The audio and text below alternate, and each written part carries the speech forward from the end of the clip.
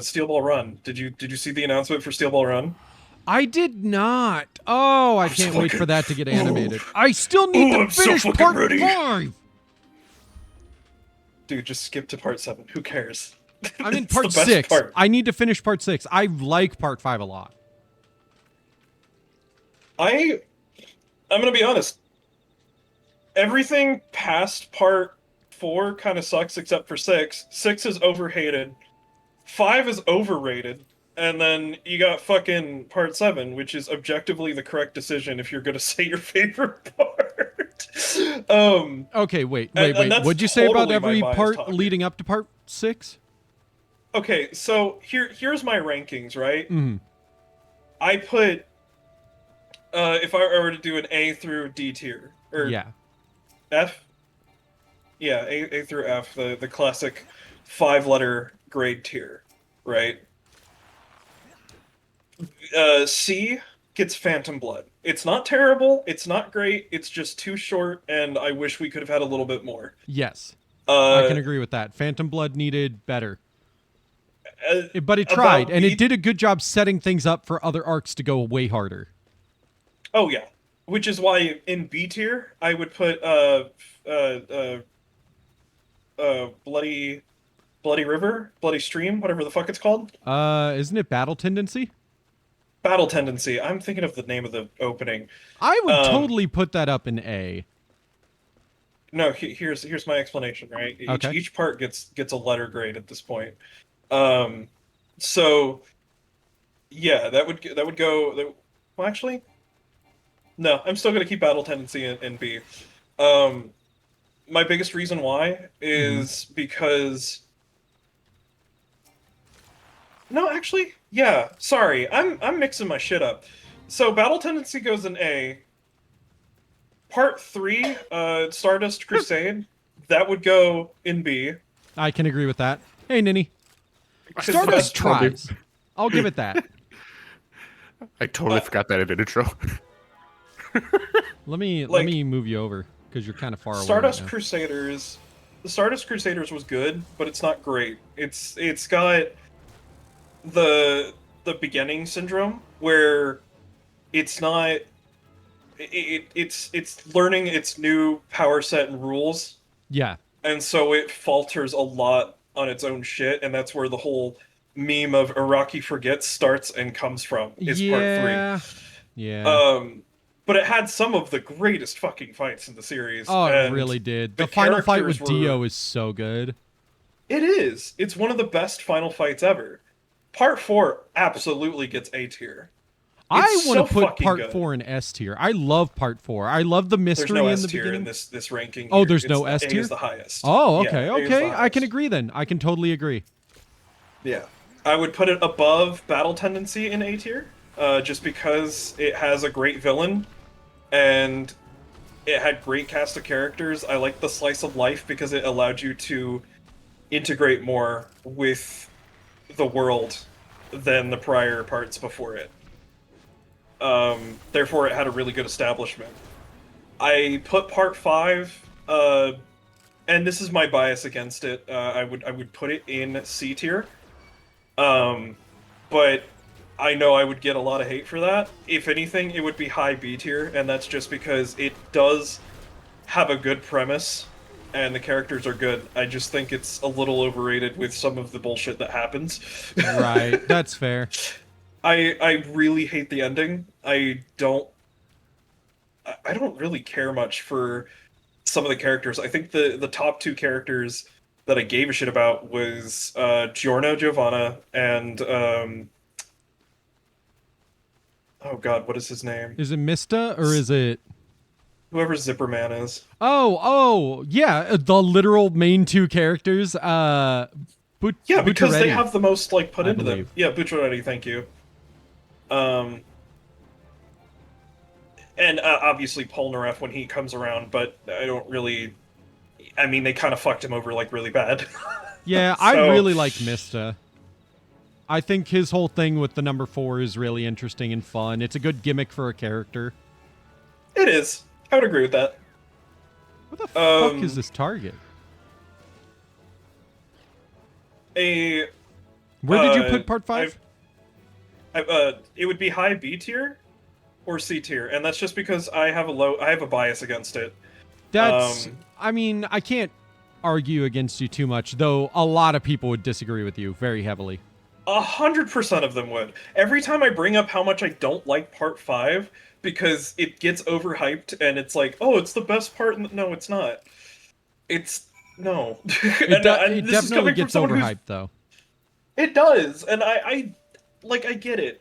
We love the I don't really want to say bratty is the right term, but like the fact that Giorno is a mix of Johnny's like altruism and heroism, gentlemanly and whatnot, with like the bad boy attitude of Dio and whatnot.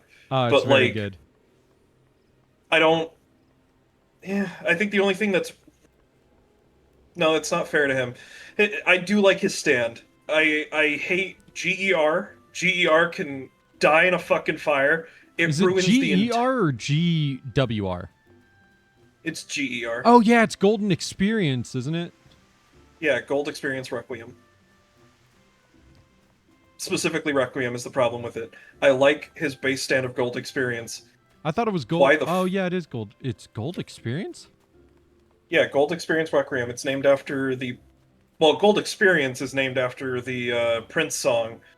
Gold Experience Requiem is just because he hit himself with the Requiem arrow. Yes. I forgot it was Gold Experience. Yeah.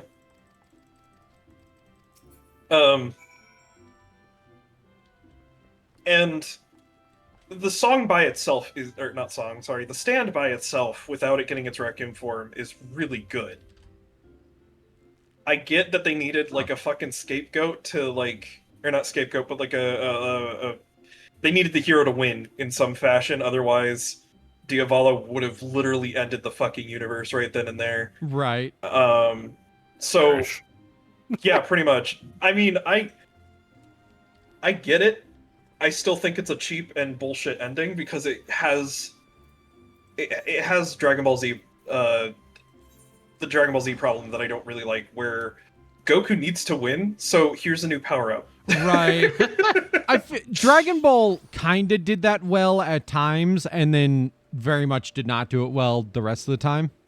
But it always made it entertaining at least. Yeah, which is why Super Saiyan gets like shrugged off a little bit, because it had that syndrome, but they used it in a good way where the fight meant something. I feel like Super Saiyan 2 was a pretty good way of doing that with Gohan. No. No? No, they tried to do the same thing with Super Saiyan 1, and it just, for me, no. Because as much as Android 16 mattered as a character, especially for Gohan's growth, the fact that that is what sent him over the edge is kind of dumb. Okay, fair enough there. Like, I can't argue with you there. Like, we don't have enough time with 16 to really be like, yeah, we give a shit about what... No, dude, Gohan, you're watching your friends basically die, and, like, your father gets killed in front of you, and you have all these other characters that are about to die if you don't do anything. Android 16? Really? That's where you're drawing the line? I think it's supposed to be like Android 16 finally gives Gohan the permission to fight that he was looking for. But it's, again, yeah, not necessarily done very well. Yeah, and that's where my, like, it was a cool fight. I liked seeing Gohan kick Cell's ass. It's just getting that upgrade was, eh. I gotta leave party for this. Alright, I will... There you go. So, part 5, yeah, high B, just to be fair to it. And then part 6... I'm a big fan of part 5, only because I think it does a really good job with the, with a lot of the stand powers. The stand powers are fun, yeah. Except GER. GER will forever be a stain to the franchise, in my opinion. It can reverse everything! Uh-huh. It beats everything! That's not how it was described, buddy. Please sit down. Oh no, stakes, what are those? Yeah, Gold Experience Requiem is definitely not a good example of stands. Like, I get it. It's an ability that's supposed to be like you've accepted yourself to the point where you get to like have a power up like this available to you, but it's kind of dumb. It's not even accepting yourself. You stab yourself with the fucking arrow because you're desperate. It's literally a desperate move. Like that's the only reason it happens is, hey, I'm in a dire moment. I need that upgrade. And that's the only thing we really knew about the arrow. And technically the first Requiem stand was a villain. And even though Araki won't say it's a Requiem stand, Bites the Dust was a Requiem move. Yeah, it almost was, yeah. Like, if Killer Queen got a new, like, look, it would have been a Requiem stand. Because Bites the Dust was absolutely made by the arrow. And I feel like that was a lot cooler because, oh god, the stakes were so fucking high having a villain with that much power. Right. And they were still able to beat him back, and he dies accidentally, but it still felt satisfying. Because we got to see the wall reclaim him after, like, getting taunted by his first victim. And it's like, ooh, yes! Perfect ending for this fight! Right.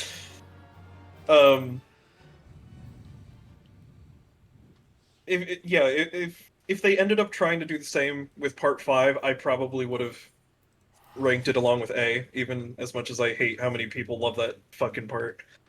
I don't know. I love it for the characters, not necessarily for, like, the story as much.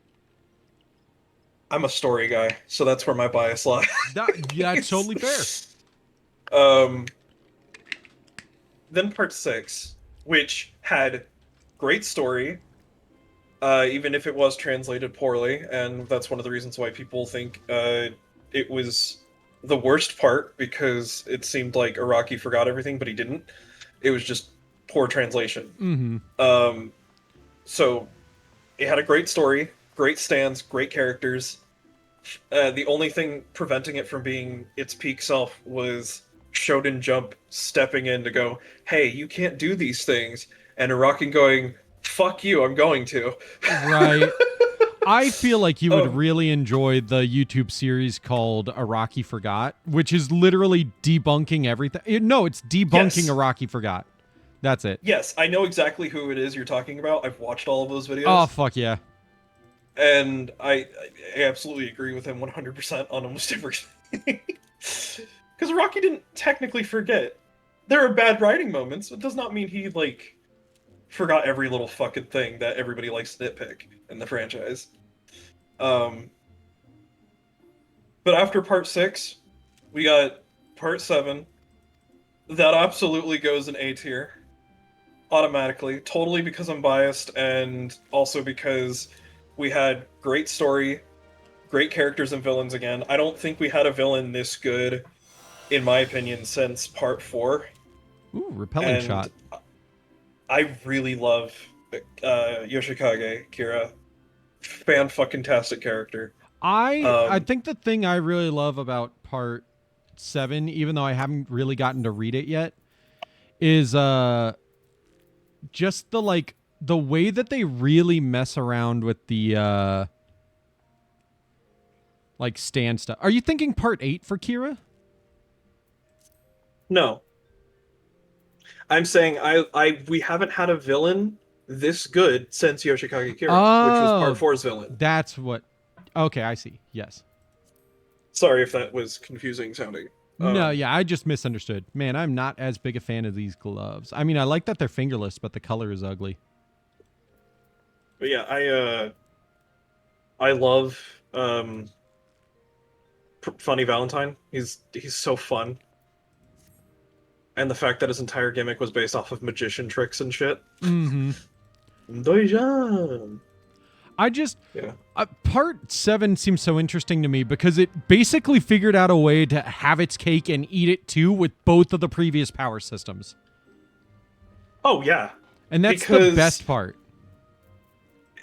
It's the only part that didn't suffer from new story syndrome, where because it's the beginning of a new arc and a completely new story, it takes its time building the world for you, and it doesn't feel like it's being rushed to like feed you every little bit, where it takes too long or it's too much at once. It Right. has a nice sweet spot, and because of the fact it's running off of logic from prior parts, as you said, with um, the use of both Hammond and stands, there's not much world building that needs to go off of from that, so he could focus on the world itself, and it's good. Yeah. The only major power set thing that really changes the dynamic and is not confusing at all, but only bewildering because of how baffling crazy it Mhm. is the corpse parts, which, I is know. literal Jesus Christ, and The fact that's a that whole that's other the can way of you get worms. stand abilities is through the corpse parts, and then once you adapt those stands to be your own, they become your own even without them, is insane. So it's actually not the only way you get stands. Well, yeah, it's not the only way, but it's like the easiest It's way. it's a way to get a stand, but it's also the equivalent of how you get Requiem stands, because it's the corpse parts are treated like arrows, Mm-hmm. or like the arrows from the prior series. And in this universe, I think the only difference when it comes to getting stands is based off of your willpower, I think, because they don't have the same parasite that causes Right. it like it was in the original universe. And the parasite thing was a whole other fucking can of worms that Araki should have never brought up ever It was in the kind of series, in like my opinion. introducing midichlorians, I will admit. Yeah, but like midichlorians,